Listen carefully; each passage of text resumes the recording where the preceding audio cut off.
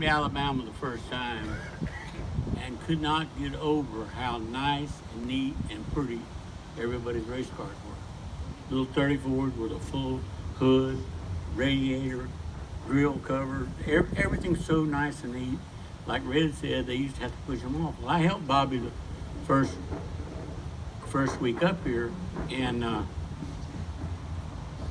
then we went home and told Red, and he decided he was going to come, and we came back, and I said, y'all wait till Red Farmer gets here. Now, we're out there at Dixie Speedway, probably the best quarter mile ever built that I ever ran on. I said, y'all wait till Red Farmer gets here. You're going to see something. Because Bobby was running pretty good. Now, I drove Kenny Andrews' car, and I ran fair, I guess, for being the first time. But anyway, I'm bragging on Red. Well, he shows up in this station wagon, pulling his car on a landing mat, that trailer with single axle, great big ramps in the back, and Wayne Cackley gets up in the seat. Homer Warren, he opens the side of the hood, uncovers these 4-barrel carburetors, pumps them about 3 times, and Wayne Cackley cranks it up. Sit there and run, then put it in reverse and backed off trailer. Everybody started laughing. I said, hey, you won't be laughing when this damn night's over. Now, everybody here has a hero in racing. God is my witness. I sit in this man's car at Hollywood Speedway, and my right foot on the gas way over here, my left foot on the clutch way over here, and the shifter in here. And I said, I hadn't drove anything but an amateur about once or twice, maybe. And I said, Red, why don't you drive this car? He said, tell you what, when you can mash that gas wide open, push that clutch all the way to the floor, and sit your butt in the back of the seat, you can drive it. I ain't never drove it.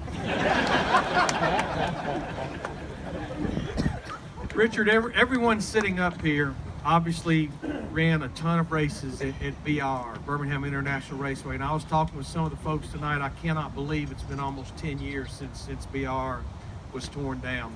But before I ask you about BR, speaking of BR, I just happened to look over here and notice. Stand up, Altenberger Jones. You talking about a guy that could get around BR? There was one year, I don't know why he just didn't start the race with the checkered flag in the car, because we knew he was going to get it when the race was over. But good to see you out there, Alton. But Richard, it was always said, and of course I was fortunate enough to go around a lot of the tracks around the Southeast. What made BIR so special? If you could get around that racetrack, you could probably go to any short track and do pretty good. What was so special about that track? Yes, Larry, that's what I was always told about BIR. But these guys sitting up here, when I was probably 16 years old, I mean, they don't remember it, but when y'all had the shop up above the fairgrounds, you remember that? I was one of them little kids riding a bicycle coming up there that y'all probably ran off a few times. But I just loved them. They've always been my heroes. Always will be my heroes. And I finally got over there to race with them.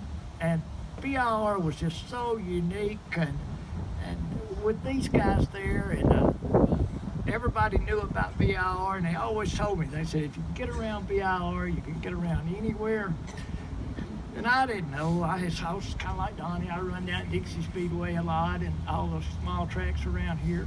I was very fortunate during that. And I got off running when I got me a good ride in '74. And Bobby helped me out a little bit up in Nashville. We won a 200 lapper up there. And Bobby was running, and a guy y'all may have heard of, his name was Ray Hendricks. He was running in the 200, and somewhere along the way, Bobby's foot slipped off the brake, and Ray got into him pretty good, and we went on and won the race. So we had a lot of fun, and like you said, I've always said that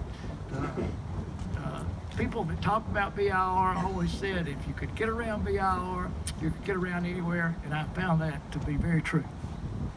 Paddlefoot, you and I were on the phone the other day, and you told me a very intriguing story. You guys raced each other hard whenever you raced each other, especially out there at BR. But you got a call, I don't remember the exact year, but Bobby was going to build his own Grand National Chevelle and take it to Beltsville, Maryland. And you said you maybe would have thought that most everybody was kind of jealous because he was going to do that, but that was far from the truth. There was a lot of effort and work by a lot of people that went into that car, wasn't there? Well, yeah, we was all excited because somebody from right here in town was going to go up and challenge all the guys that we just read about, you know. And so I remember that me and Lee Hurley and Henry Brook and several of us cadet hobby type drivers and whatever, we went down there and helped Bobby finish that car up. It was a Chevelle. He had drove a Ford, it seemed like for a lady out of Huntsville a time or two. He decided to build his own car. So we went down there and we worked like dogs, you know, thinking we was really big time helping him get ready. And we, about right as we was buttoning the car up, getting him ready to load it, because he had to go to Beltsville, Maryland, and he had to be there on like Thursday night to race. Back then they raced 3 or 4 nights a week. And so where they had welded the shock bracket on the right rear axle housing, it had warped the axle tube just enough to where we had problems getting the right rear axle bearing to go in the slot in the rear end. So they decided that they'd prise on it a little bit and hit it with a mallet. So they got it in there, and so while they was loading the car up, well, Bobby told me, he said, run down to Tom Glores, get the key from Tommy Walker, and meet us at the racetrack. Said, I've got to run this thing around the track 2 or 3 times at Birmingham just to make sure it'll run, you know. So I went down and got the key from Tommy Walker and met him at the fairgrounds, and it was so dark you couldn't hardly see. But he jumped in the car and made about 3 or 4 laps, and come back, loaded on the trailer, locked the track back up, and they took off home, got ready, and they took off, drove all night long to get to Beltsville, Maryland the next day.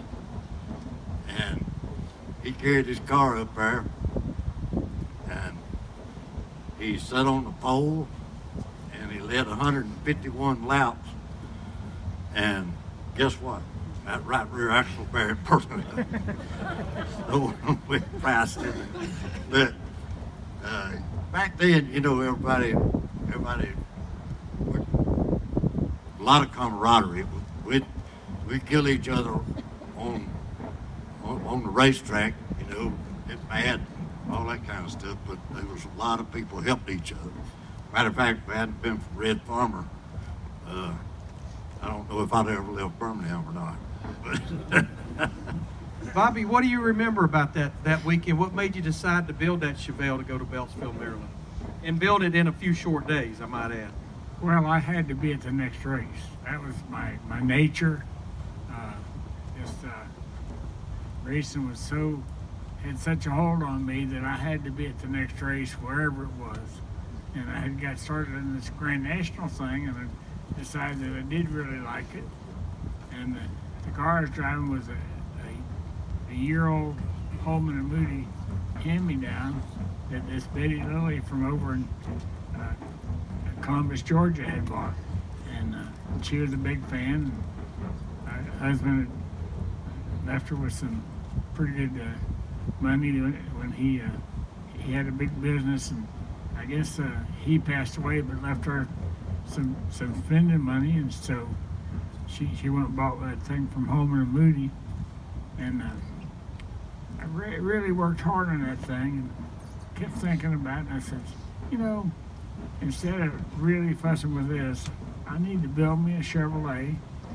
We know about these Chevys, you know, we're on the short track, and we win at Birmingham, win at Montgomery. So we're going to, NASCAR runs a lot of these kind of racetracks.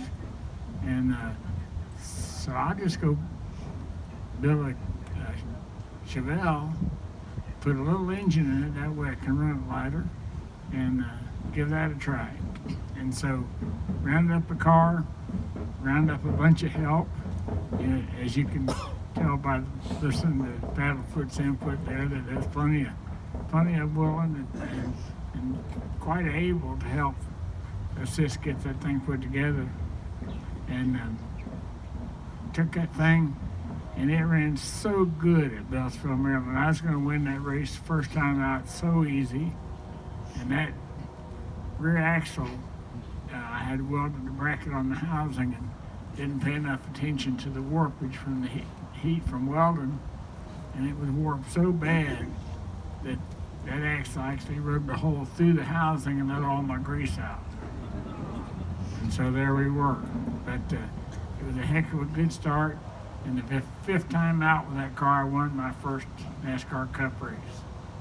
That's awesome. Where was the win at?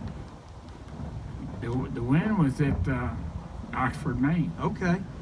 Another tough little racetrack to get around. Yes. You know, I want to move on here, but it's all but dark. But behind every set of great racing brothers is another brother that's a great mechanic. Eddie Allison, stand up back there. Unbelievable guy, unbelievable mechanic, and probably